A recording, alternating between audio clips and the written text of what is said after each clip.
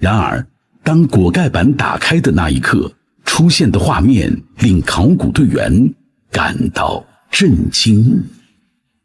陕西挖出博拜战神霍去病墓，打开棺材，专家傻眼了。原来我们都被历史欺骗了。霍去病使用的武器根本不是梅花枪，而是红缨枪。随着发掘的不断深入，一件文物的出土再一次惊呆了专家。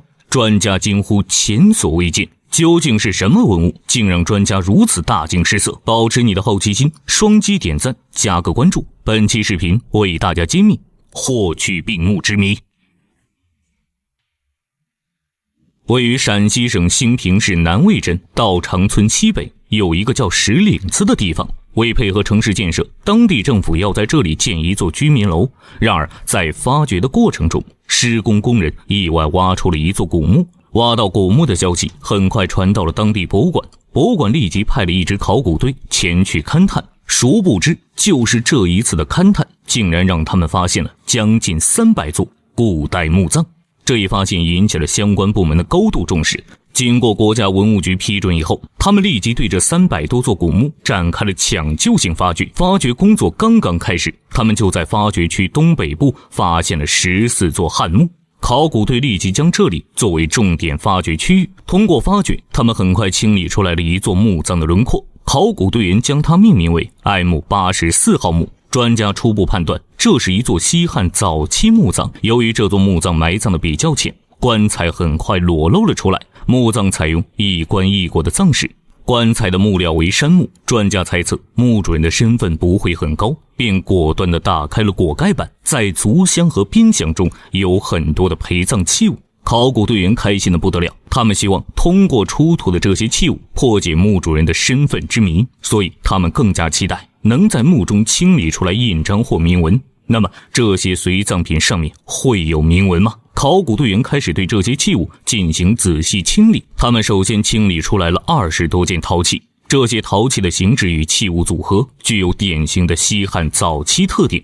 考古队员并没有在上面清理出来任何铭文，但是接下来的发现让他们对墓主人的身份有了新的认识。在边箱东侧，考古队员发现了大量的陶印称。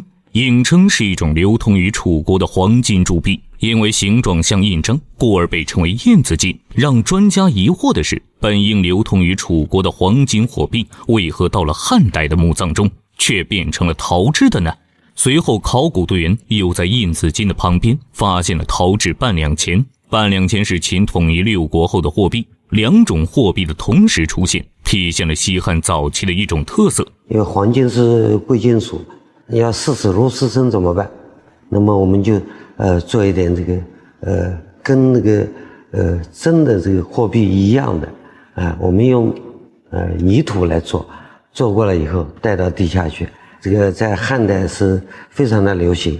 考古队员推测，陶影称在下葬时应该是放在竹寺内的，因为经历了2000多年的历史沉淀，竹子已经腐朽。至此 M84 号墓葬的边箱已经清理完毕。在边箱中，考古队员清理出来了成套的陶礼器、腐朽严重的铜镜，还有直接摆放在边箱的陶影称。遗憾的是，这些器物上并没有关于墓主人身份的线索，他们只好把希望全都寄托在了棺材中。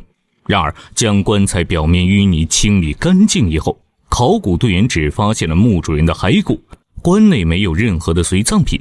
考古队员根据纤细的指骨和牙齿判断，墓主人是一位年轻的少女，年龄不会超过20岁。发掘完 M84 号墓，与它相邻的 M82 号墓也在紧锣密鼓地进行着。经过测量， M82 号墓与 M84 号墓之间只有13米的距离。从占地面积来看， M82 号墓明显比 M84 号墓大得多。根据两座墓埋葬的位置，考古队员推测两位墓主人很有可能是夫妻关系。在汉初的时候流行的是一种什么呢？就是夫妻同源异血的合葬的葬术。